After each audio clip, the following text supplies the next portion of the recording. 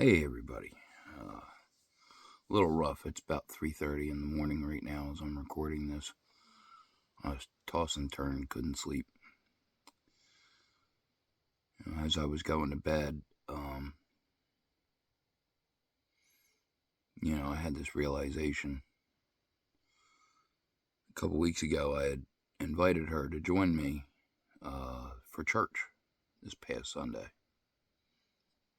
She didn't show. She had also invited me to join in the celebration for the graduation of two of the kids. One was supposed to be last night, one's supposed to be tonight.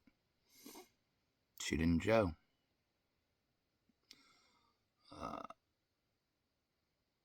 And I know some people are going to say that's weird because I did the whole no contact thing. And I do understand where that would be mixed signals, but that was kind of the point. Was not so much a tit for tat, but more a karma. Like, hey, if you can learn this lesson, maybe it can help. All I did was take away the easy communication, the way she would shut me out when I would send a text or, something that way. But,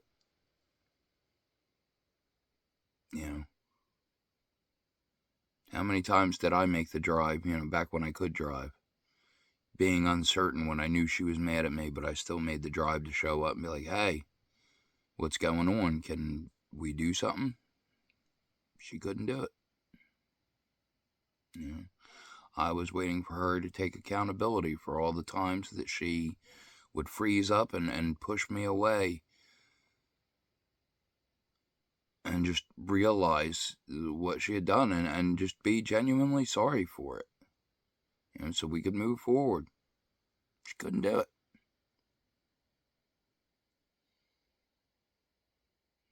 It's all confirmation of my assumption. I think that's been the thing that's been eating me alive, if we're being honest, is,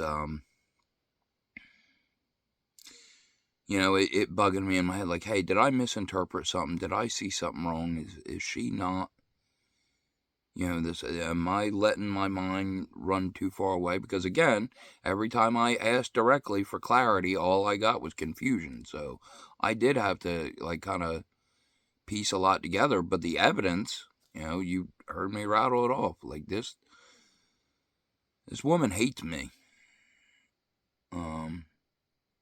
I can't go by the words. I have to go by the actions, and she genuinely hates me. She definitely believes that I am not worth being included in her life. That is finally painfully apparent.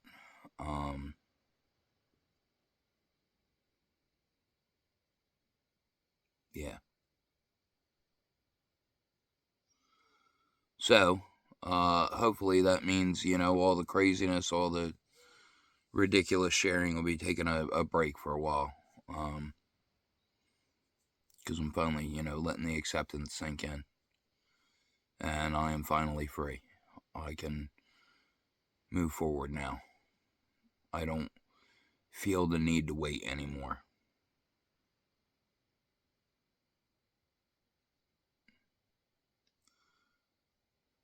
Again, I know, I did what I could.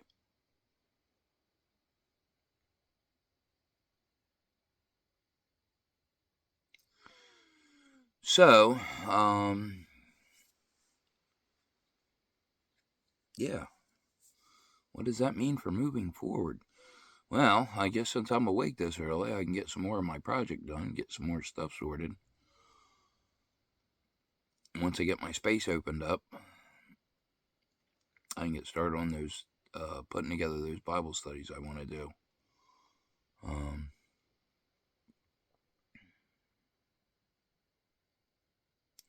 I've been getting a lot of ideas for them, so. And again, any topical ideas that would be pertinent to anybody out there, reach out to me. Leave a comment here under one of the videos or hit me up on Facebook. I got the public page, The Feral Mind. Let me know. reach out. If there's, a specific topic, we'll break it down. I'll give you whatever info you need.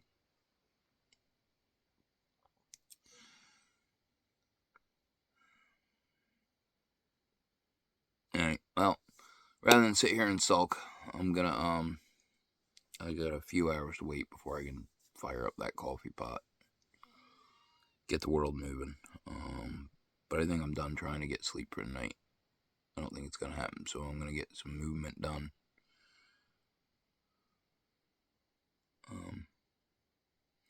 Probably going to take a couple days. Get myself together. Of course, every time I say that, within 24 hours, I get something worth sharing. But I just don't want anybody to worry if they don't hear from me for a day or two. I'm good. I'm just letting it settle in. I've gotten used to handling a lot of things on my own. Again, that's why the friendship circle crumbled, because I was always good enough to come to when somebody needed somebody, but when I needed somebody, I always end up alone.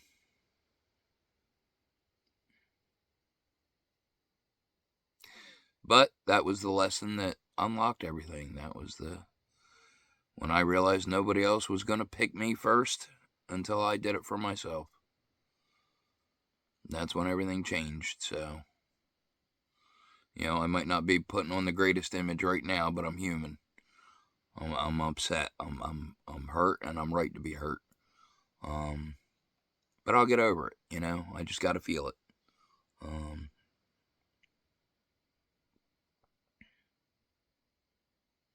And that's part of the process. That's again why I do these. That's why I check in, because I can't be a liar.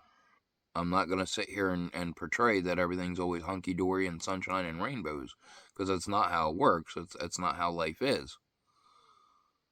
There's going to be hard moments. And again, that's the whole issue. That's part of the relationship is if somebody says that they want to be your partner, if they come out and say the words, "I love you," that is a declaration of intent. Those words should not be thrown around loosely. They really shouldn't. But they are. That in itself is a commitment. Screw rings, screw vows. Just the words, "I love you." That is a commitment. Or it's supposed to be anyway. But it's not anymore. But that's what we're trying to change. Again, that's part of, this world is a very ugly looking place right now. And it's because of that lack of sincerity when it comes to love. And I don't just mean romantic love. I mean community, people working together.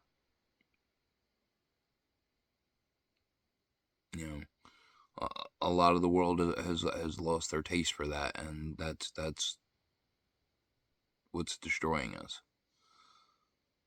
So hopefully, the message gets out to enough people and they start to reflect and start to think a little deeper and start changing their ways, and maybe we can bring life back to a lifeless planet. Or, we give up and let the ship sink.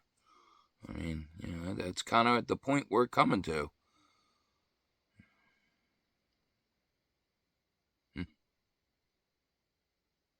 lot of parallels. Anywho, I'm going to go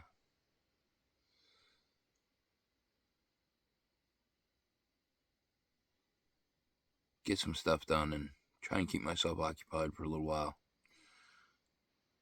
As usual, take care of yourself. Try and take care of each other. I'll see you in the next one.